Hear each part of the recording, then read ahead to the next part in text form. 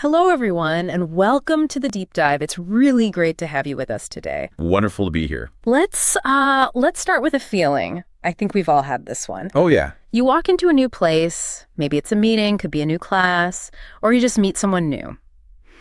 And they smile, right? And they ask. So tell me about yourself. Exactly. And does your heart just speed up a little bit? You feel that small knot in your stomach? Definitely. That little voice saying, Odo, what do I say? Am I going to say it right? Totally normal. Yeah. Honestly, we have all been there. It's so true. And, that simple question, it can feel like a huge challenge, especially if English isn't your first language. Mm-hmm. But here's the thing. It's actually a fantastic opportunity. Okay, tell me more. Well, today on the deep dive, we're going to unlock how to confidently talk about yourself in English. I like the sound of that. Our mission is basically to make this whole process not just easy, but actually fun. Yeah. And confidence boosting for you. Think of us as your guides, maybe, helping you get ready for that important conversation. Exactly. Like helping a friend prepare. That's right. So by the end of this deep dive, you're not just going to have some, random words. You'll have simple, practical tools. Tools to confidently share your story. Yeah. No more worries, just clear ways to introduce yourself, connect with people. We'll take it step by step. Nice and slow. So you can practice right along with us. Perfect. So let's jump right in then. As you just said that question, tell me about yourself. It's everywhere. So common. You hear it the moment you meet someone new, sometimes in really formal places like job interviews. It's often the very first impression. It really is, isn't it? It kind of sets the tone for everything else. Mm-hmm. And while it might feel, a little tricky, maybe a bit scary, think of it as your moment. Your chance to shine. Exactly. Yeah. Your chance to make a great first impression, to connect, show who you are. And the best part, we can actually make it simple. We absolutely can. We're going to break it down. Easy steps, manageable. So you feel prepared, feel powerful every time that question comes up. Ready to go? Let's do it. Yeah. Okay, let's unpack this thing. We'll start with what you might call the classic way to answer. It's a classic way, okay. Yeah, it's a solid plan, simple, and it's perfect for those more formal situations. Like school introductions or meeting new colleagues. Exactly. Maybe even some job interviews. It just gives you a clear structure. And structure is so helpful, right? Especially when you're nervous. It helps organize your thoughts. Totally. It's not just a list of facts. It's, well, you said it before, like a mini story. Yeah, well, story arc, people connect with stories. It helps them get who you are, where you're coming from. Okay, so here's the plan. It's 3 parts. You start with your present. Right now. Yep. Who you are right now, Yeah. your name, what you do, maybe what you study, simple things. Like, hi, my name is Paul, and I'm an English teacher. Or, my name is Emily, and I'm an English teacher. Just a snapshot of now. Got it. The starting point grounds the listener. Then you move to your past. Okay, looking back. Yeah. What did you do before this? What did you study? A little bit about your experience, that led you here. So maybe I worked as a guide before. Or, I studied history at university. For me, I might say, I studied literature at university. And after that, I worked in a library for a few years. See? It builds the story. That makes sense. It adds depth, shows your journey, how you got to the present part. Exactly. And then finally, part 3, your future. Where you're headed. What do you want to do next? What are your goals? This shows you've got plans, you're thinking ahead, you're motivated. Like, I want to help more people learn English. Or I want to travel the world. For me, I'd probably say, now I want to create more fun lessons for our channel and travel to new countries, learn about other cultures. See how that works. Present, past, future. It's such a clear professional structure. Gives a whole picture, doesn't it? Totally. Who you are, where you came from, where you're going. It helps people understand your story really well. Makes you sound well polished. Even if you're just starting out in English. Especially then. It's like giving them a clear map of you. Okay, that present, past, future model is great for formal stuff. But what if you're just starting or feeling, really shy? Yeah, that's a good point. Yeah. Sometimes less is more, right? Definitely. We need something super simple, safe for beginners. Absolutely. For beginners or just those days you want to keep it simple. Yeah. Short and sweet is the way to go. The goal isn't to say everything. It's just to feel comfortable saying something. Exactly. Takes the pressure right off. So maybe just your name, where you're from, and one hobby, something you like to do. Perfect. Super simple. Like I could say, my name is Paul. I am from London. I like to read books. Simple, clear, easy. So easy to remember. And here's a little tip when you say it. Oh, yeah. Remember to smile. A smile just instantly shows you're friendly, approachable. Good one. Try saying, "Hello, my name is Emily. I am from a small town. I like to walk in the park." See how short and clear that is. Yeah, that feels really manageable, especially if you're nervous. Just a few sentences. No pressure to say too much. So why don't you, listening right now, try it, just out loud. Say your name, where you're from, one thing you like, and don't forget that smile. Go on, give it a try. It really helps build confidence step by step. And that's what we're all about today. Wonderful. Okay, let's shift gears a little, talk about a really specific situation. Job interviews. Ah, the big one. Yeah, this can feel tricky. You need to make a strong impression, positive one, really quickly. Mm-hmm. And here, tell me about yourself. Isn't really about your whole life story, is it? No, definitely not. In a job interview, it's all about, well, how you're a good fit for the job. Right, fit for the job. You need to talk about your skills, your experience, but only the stuff that's directly relevant to that specific job. Okay, so how do you know what's relevant? You got to think about what they need, put yourself in their shoes. What are they looking for? Makes sense. And here's a great tip. Look at the job description. It's basically your cheat sheet. Seriously, pick one or two things from it that you're really good at, things that match what they need. Okay, give me an example. So if the job says they need someone good with computers, you say, "I am very good with computers." Simple. Got it. Or maybe you were a secretary for a couple of years. You could say, "I worked as a secretary for 2 years, and I learned a lot about organizing things, working efficiently." Oh, I love that. It's like a little mini advertisement for yourself. Exactly. Focused, short, positive. You're telling them exactly why you're the perfect person for this job. It's strategic. Totally. It shows you did your homework, you understand what they need, and you can connect your skills right to it. Makes you stand out. Okay, good stuff. Now, what about the total opposite? Just meeting new people, casual chats. Much more relaxed. Very different from an interview, right? The goal isn't getting hired. No, the goal is just connection. Being friendly, open, finding common ground, maybe making a new friend. So not too serious then. Definitely not too serious or formal. Here, you can talk about your hobbies, your interests, what you like doing for fun. Okay, so I might say something like, "Hi, I'm Paul. I love playing guitar on weekends, especially rock music." Perfect. Or, "My name is Paul. I really enjoy cooking new recipes, trying different cuisines." Yeah. Very relatable. Or maybe, "My name is Emily. I like to paint." Lovely. And here's a super important tip for these casual chats. Okay. Always ask them a question back. Keep the conversation going. Exactly. Like, what about you? What do you like to do? Or do you have any hobbies? Right. Makes it a two-way conversation. Yeah, not just you talking at them. Right. It flows much more naturally. Shows you're interested in them, too. That's a fantastic tip.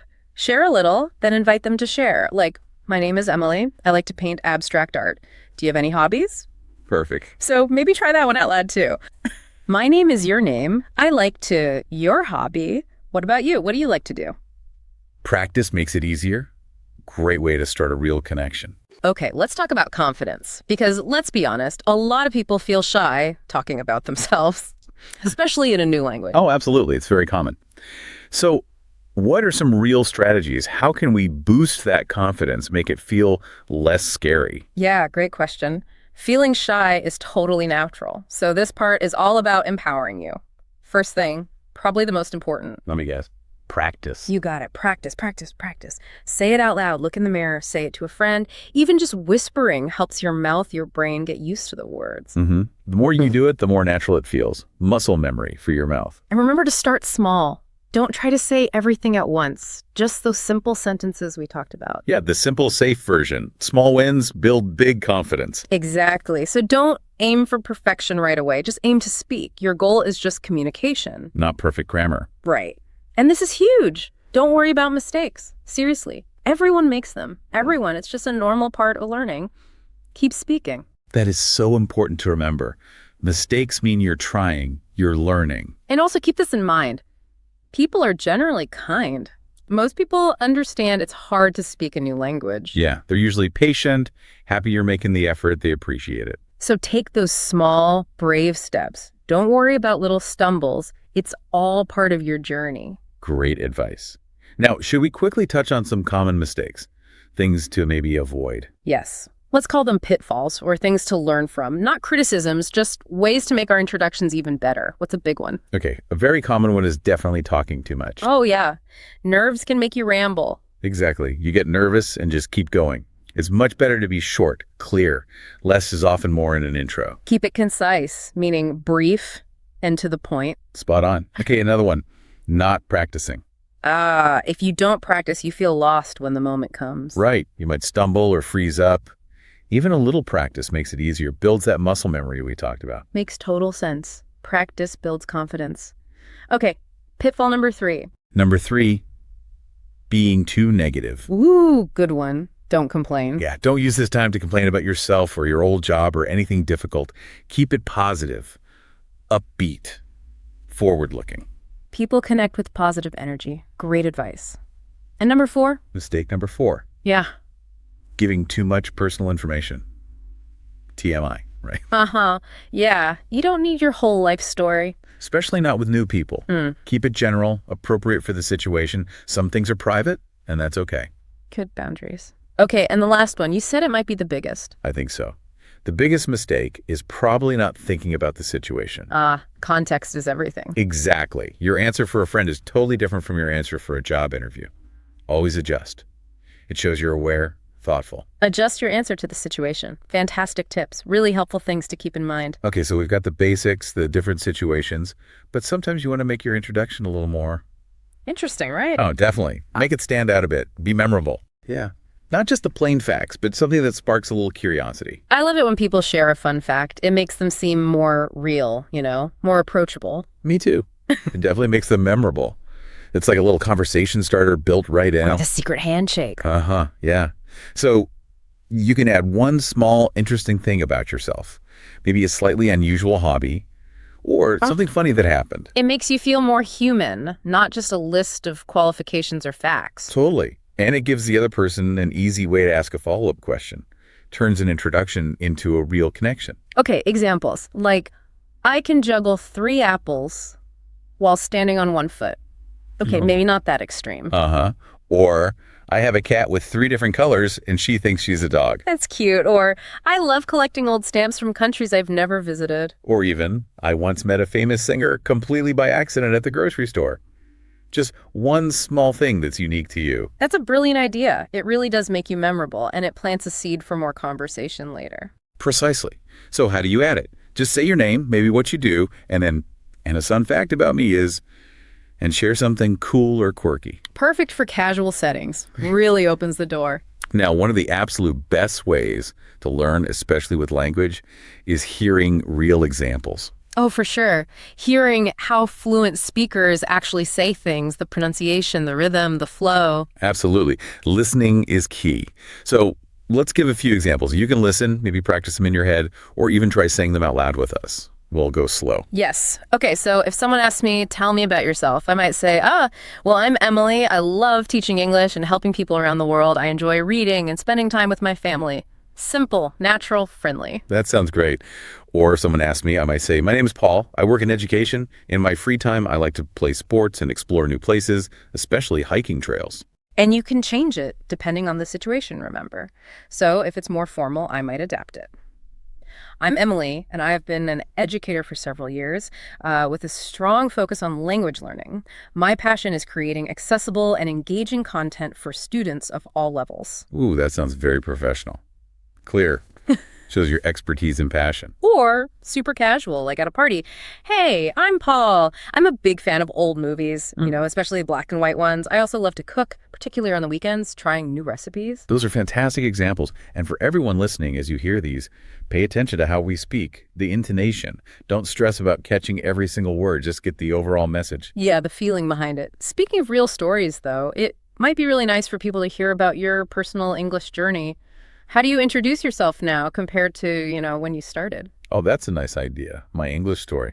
Wow, okay. Well, when I first started learning English, it was genuinely hard. Like really hard to even say my name clearly. I can totally imagine. It feels so vulnerable, doesn't it? Very. I remember feeling so shy, my voice would just get really small. It's a brave thing just to start putting yourself out there in a new language. It is. But I just decided, okay, I have to practice every single day. I listened to English songs, watched short videos.